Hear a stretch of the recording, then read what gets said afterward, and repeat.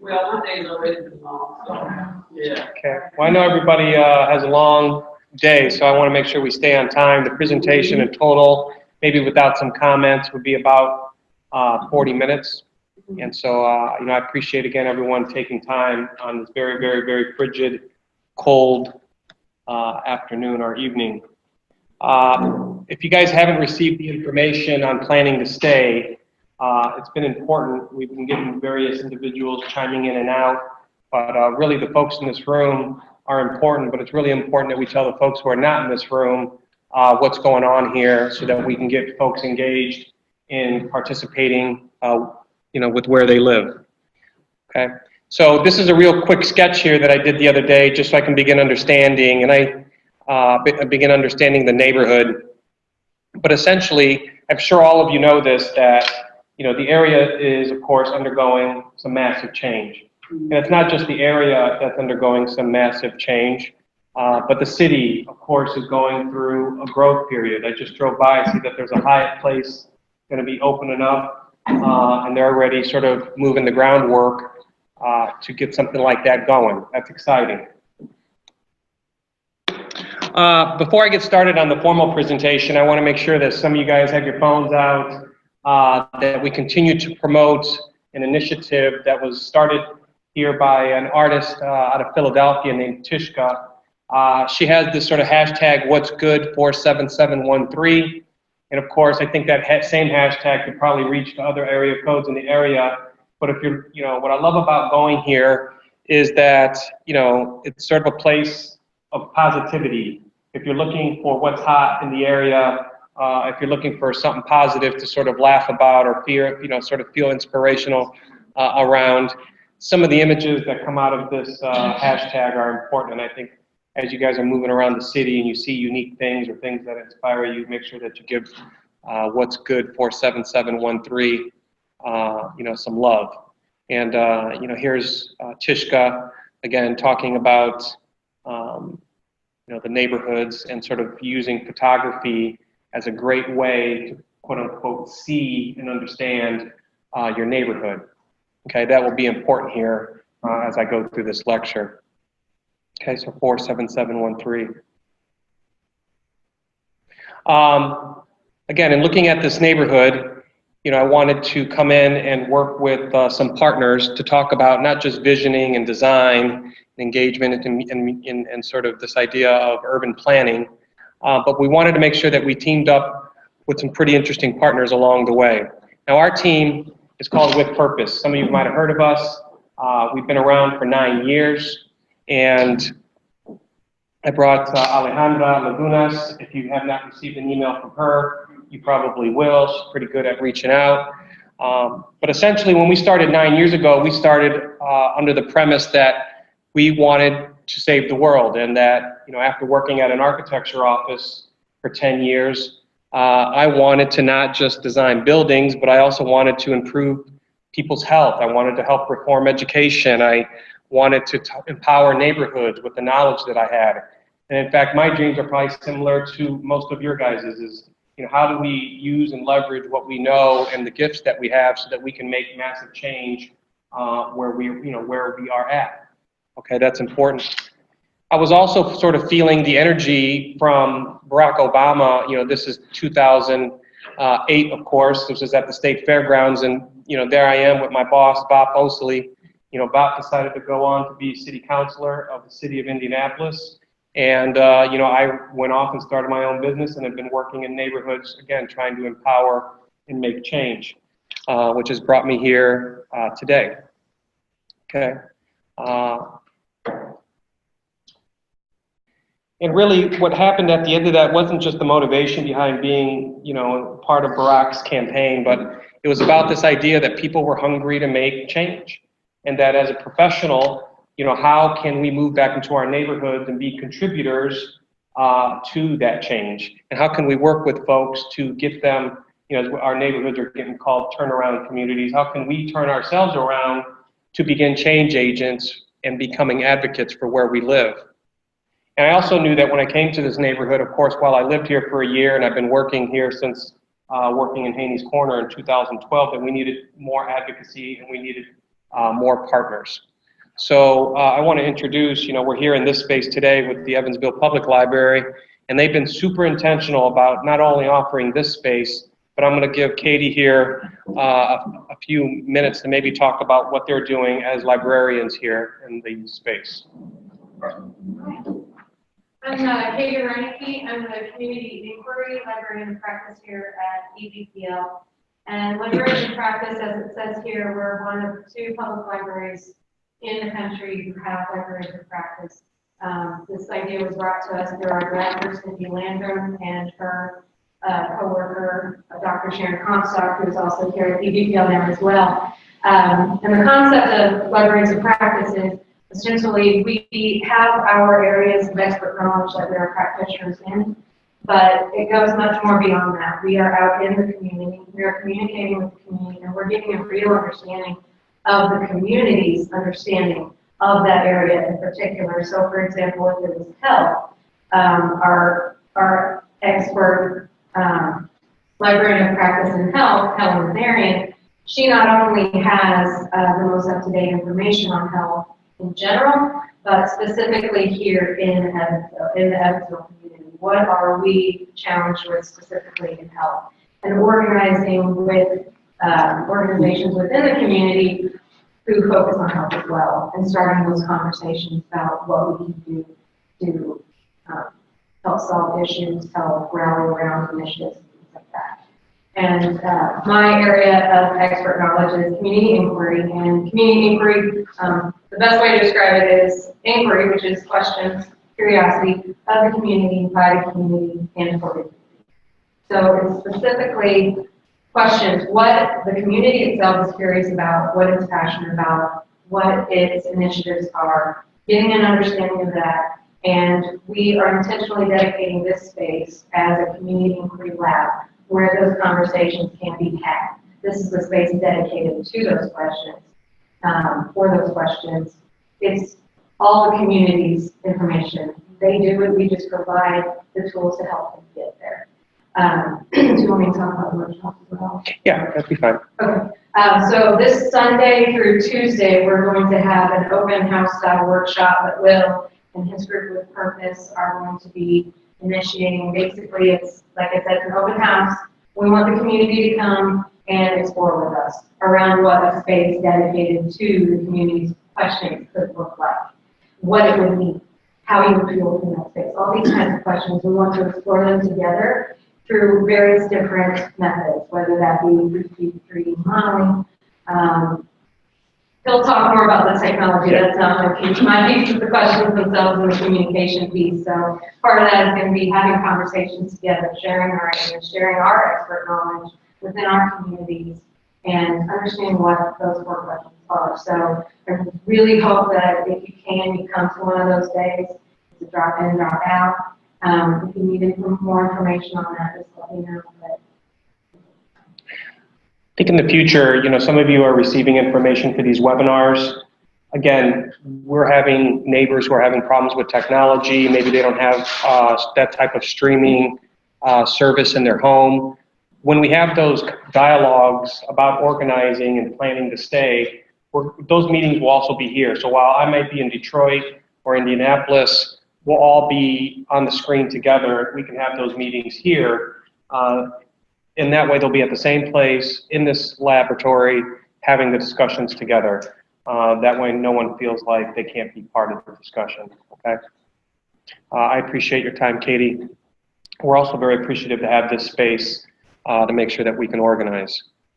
I also like to thank my partners with Memorial, who, again, as they do the work that they need to do, we got folks who are basically developing a platform for us to do our most important work. We also got a group who's also taking an eye and a look at, from a larger scale when it comes to housing and development, how we're also staying competitive in the Center City area, with Memorial.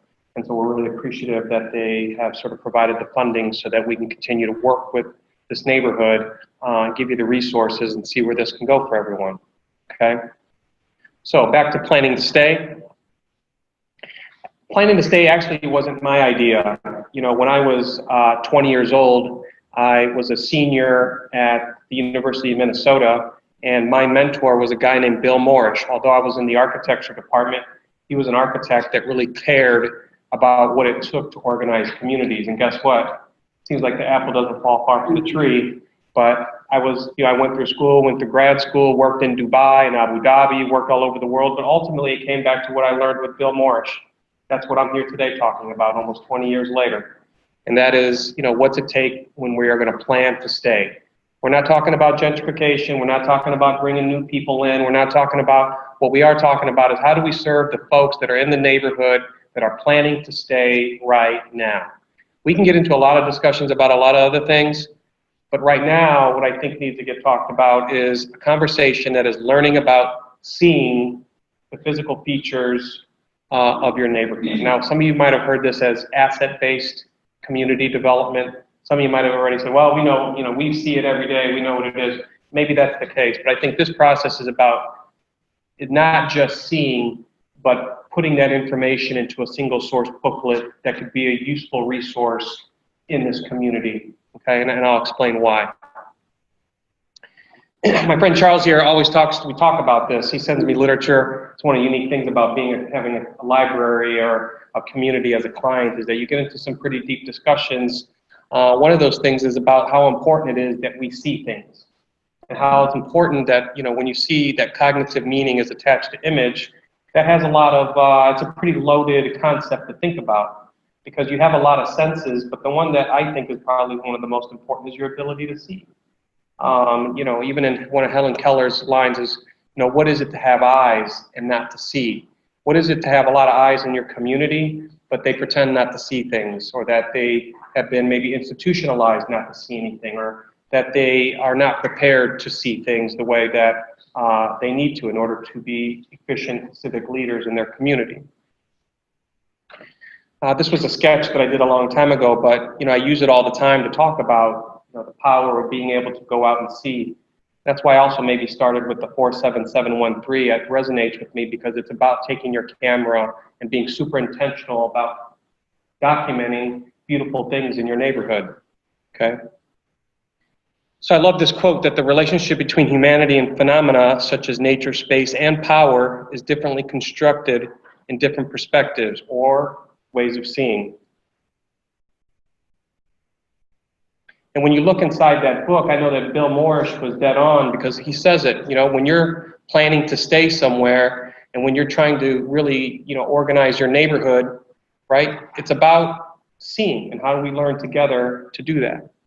And I also love that he's asking us to ask ourselves these questions. What is it about this place that draws us here?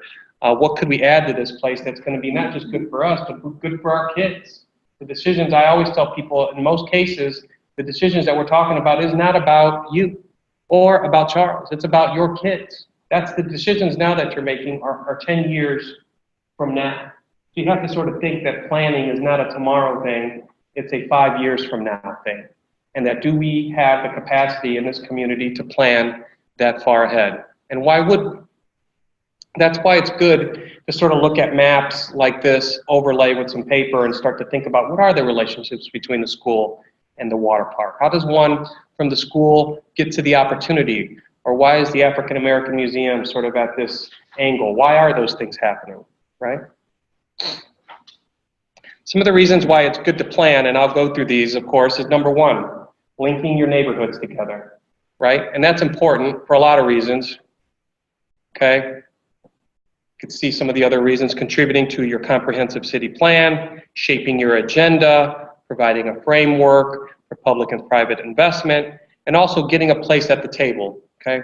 So if I just started here, okay, there's a map. I'm sure you guys have seen this map out there, right? Now, how many of you are responsible for drawing any of these boundaries that have these names on them? Nobody. Nobody in this room, I promise, was not consulted, but these lines were drawn, right? Somebody took the time to say that this is where Old Erie is, here's the streets, right? But if you look at that map, is that, where are the boundaries for Old Erie? If anyone in this room had to sort of draw where one would start and the other one would start, it's an important question to think about, linking your neighborhoods, Okay? And if you left one neighborhood, would you know when you got into the next neighborhood? Is there a signal? Is there a sign? Is there a transition? Is there a way to sort of identify what is special about one place and what is special about the next? Yes, sir. Well, what else we didn't put signs up like, Acres Point, Yep, Glenwood, I see that. the real signs, and we do that down. Perfect. And those things are all important. You know, I think whether at a small scale, it's about like the Bayer Park, or, you know, where's Aikens Park, you see the signs. That's beautiful. That lets other people know, even as a crime deterrent, that someone had taken enough time to put up that marker to let folks know that they're in somewhere special and somewhere sacred. That's what we're talking about when we talk about linking neighborhoods. Another good exercise is, you know, and this is some of the things that we'll be providing is, again, identifying where are your institutions, where are your anchoring institutions. Again, these are all exercises in how do we plan to see our neighborhood? How are they linked together? How do we get to them safely? What's the walkability factor? You know, are the sidewalks safe? These are all important questions. Even, you know, as it relates to land use. Okay, these are all very important pieces of documents that are helping you understand how your neighborhood is currently laid out. And you can see here again, blue being your sort of government or institutional. Where do you want more blue? Where do you want more red? How does it get supported? Do we need more housing? These are all some of the questions that these maps help us understand. And if nothing else, you know, the reason why I sort of draw this boundary in this way from, you know, 41 to Washington is, you know, when you look at a lot of maps that talk about the planning for this neighborhood, they always talk about the area over here where the university's at, and they always talk about the area over here, which is downtown, which leaves this gap, right? If you look at all the planning maps around Evansville's planning, it always starts with what's happening downtown, what's happening by the university, but it always leaves this gap, it seems. That's what I've always sort of looked like. You're always sort of like making some observations. Again, planning and learning to see, right? And just ask some questions. The other thing that it made me see and realize is that there's only one street that takes you into downtown. For example, Walnut Street is the only street that literally, without taking some jogs left and right, you know, out of your neighborhood takes you to downtown. Now, how many of you guys know that Walnut Street's undergoing some massive change? Okay, so if you haven't seen it online, it's the Walnut Street, you know, bike pedestrian path improvements. But essentially, you know, this street on Walnut is going to be undergoing some massive change. Bike lanes, landscaping, wayfinding, bus stops. Now, how many of you guys knew that? Okay. If you didn't know it, it's important to show up to these meetings, and I'll tell you why. Okay, and for me, it starts with a personal story of where I live and this bus stop, and I'll get into that story here a little bit later, but it's about making change at somewhere that is even, you know, at your local bus stop. And I know that we've sort of shared some laughs and stuff, but typically when I stayed at this bus stop over here in Indianapolis, this is not in Evansville, this is in Indy, but it shares a similar story in a way that is like, you know, folks would kick over that blue thing and have newspapers when there wasn't enough, and all of a sudden that becomes the new seat. You know, and it's like, how would one catch the bus and have dignity when they can't even be provided like the appropriate seat, right? Sometimes inquiry starts with asking, you know, not just why is there homeless people on my bus stop or why did people break the glass? Sometimes it's like, you know, how do we give people dignity in catching the bus? And how, as neighbors who can have the capacity to give people dignity to ride the bus, how do we offer that, right? How do we get involved in something like that? So this idea of contributing to the city plan, this is a 2001 map of Evansville. Okay, now look, number 3 says right here that there's a new library location. The library didn't come into effect until 2004. This is a master plan for 2001. So they knew, city knew, 3 years, 4 years ahead, that there was going to be a move from the library here to the library here. This is, and in order to sort of make that happen, you need 4 years of planning to get something like that done.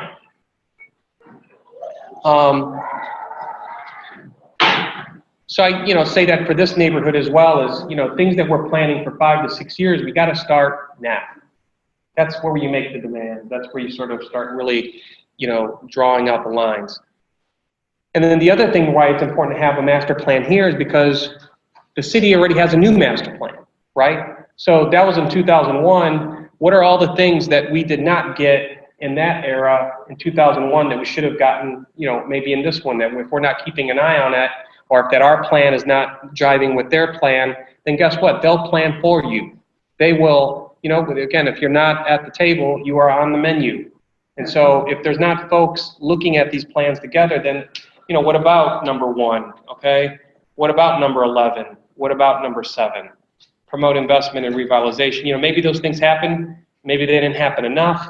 Maybe there was somebody looking at them. Maybe there wasn't. But it doesn't matter. I think together there should have been decision-making about how those things would happen. Okay? What was number 7? Infill buildings could provide housing, So, again, looking at providing frameworks for public and private investment, getting a place at the table. It's interesting when you look at these things, and maybe you can't read that, but even in the 3.1 history of that document, in 2001, this is what it says. The influences of European immigration on Evansville, in particular of German descent, should continue to be showcased as part of the repositioning of downtown. Now, if that doesn't make you feel like you're not included, I don't know what. But essentially, that's the language they're saying, basically saying, hey, the German architecture, that's what's going to be not your architecture, but our design, our heritage will be here. And, one might take offense to that. And it says other cultural influences on Evansville, such as African American, Hispanic, or Asian, can play a valuable role in identifying linkages to new development opportunities. It's like on one way, I want to feel a little bit offended on that, but then I feel like, okay, well, maybe they're leaving a door open so that we can have a say in what the architectures look like in our own communities, for our own individuals and our own professionals. Those are also things that I think are important in what these documents sort of tell people. And we need to sort of, wake up to that. I was sharing earlier with a colleague about this booklet called Dear Architecture. And inside there, it's sort of different architects throughout the United States that are writing on behalf to architecture. And it says here, Dear Architecture, I've been wondering why you don't speak to me. Is it because you don't see me? Are you ignoring me? Is it because you really don't care for me? But whatever it is, you sure don't speak. That is, at least, not to me. And, this is the type of concerning letter, even although it's sort of a little tongue-in-cheek, it's exactly what that other piece was saying, that they're not speaking to you, that the buildings in your neighborhood do not speak to what your interests are, and they should. But if you don't have a plan, they will plan for you, right? You'll accept anything that comes your way. This idea of deciding what to keep and what to tear down. This is another tragedy. And again, I don't have to show you this image to see what the housing, sort of possibilities are, and then, what they are today. It's easy to sort of say this is the way it was, but, we have to be careful. We have to be careful on accepting, traditional modes of urbanity, because that is not sort of the situation today. We are in the neighborhood has to be planned differently, not because the energy might be different or that there's less culture or heritage. It's because it's different. That's just the bottom line. It's a different place. We need different things to sort of plan around the different and new challenges that the neighborhood is sort of setting up for. And so I hear you saying, okay, well, we get it. Well, this is super important. Planning to stay. We're going to do it. How do we get started? Well, the first step, number 1, thanks to my mentor, Bill, is, again, step 1, organizing. Can we agree in this room to meet and to work together for a common purpose? Right? Can that happen? Okay? And I love these little vignettes because it shows exactly what we need to do, that we need to find common interest and bring whatever institutions, the elderly, local merchants, youth, right, and renters to the table to try to, again, to get at what is it that everyone desires. And this idea of what will you produce? Well, we're going to produce maybe some agreements, maybe they're MOUs, maybe they're other things. But today, I'm going to get done here with this lecture, and what we're going to do is I've passed out some sheets here that I want to go over. Because I think next to those other things, these sort of problem identification and analysis forms, asking important questions about things that you see in your neighborhood, it's a good way to start. And so there's an analysis form that you've been given. There's an interview form that you've been given, right, that asks you to interview somebody. And then there's a printed sources form. So there's a way for you to make an analysis, maybe made an observation. You can use that form to play out that idea in terms of analysis. If you said, oh, I read something in the paper, there's this printed sources form that says, what was the article? What did you read? What did you like? What did you didn't like? Okay, that way then you could submit that as a way to sort of maybe tease out your ideas, issues, or ways that something can be improved. At the end, though, we have about 3 months, okay? So we got February and we have March. What we'd love to do is on a Tuesday, which is March 27th, we'll send out the dates, but on that particular day, we'd love to have an event where we talk about how we went or got through, this process, almost like a call to action. So this process that we're going through is just scratching the surface. But you can see all the work that we have to do here. So in terms of getting images, understanding what the narrative is, who's writing the story, what is this neighborhood? If you had an elevator speech to give to somebody about how special this district or this area is, what would you tell them? Without sort of going into a 35-minute conversation, what is the abbreviated wonderfulness of this sacred place? Okay? And then we've already started to begin to put together what is maybe a cover, again, Center City, planning to stay. And then finally, I think when I looked at that organization model on how do we organize, here's how we sort of imagine everyone's interests being filled. And we talk about them in terms of action groups or pillar teams. But in order to organize, we need groups like entrepreneurship. If there's really an interest in understanding what the problems are, then what are the action items that the neighborhood needs to take on? What are the things that one is willing to be responsible for and sort of call out as the vision? These aren't supposed to be exercises and meeting together like, oh, how are we going to solve these problems? I think it should be a joy to say, what ideas can we throw to the world? What plausible solutions can we come up with that will get us to plan to stay? And so I will leave it there, and then I'm going to allow everyone to take a look at these sheets, and we'll plan out some, there's 2 things that I'd like that everyone did. Based on memory, on the maps that you have, could you lay out the neighborhoods in this particular map? So that's going to be our first exercise. Everyone should have had a map. So try to identify the neighborhoods that are on that map. We're going to give you some markers, and feel free to grab a table. The second exercise is maybe to go through one of these yellow sheets and begin filling it out. And then we'll collect all those, and then we'll send them back out to everybody. You don't have to put your name on them. Okay, we want to make it anonymous, so I think we want to just get a first run here and getting everybody familiar about what it is.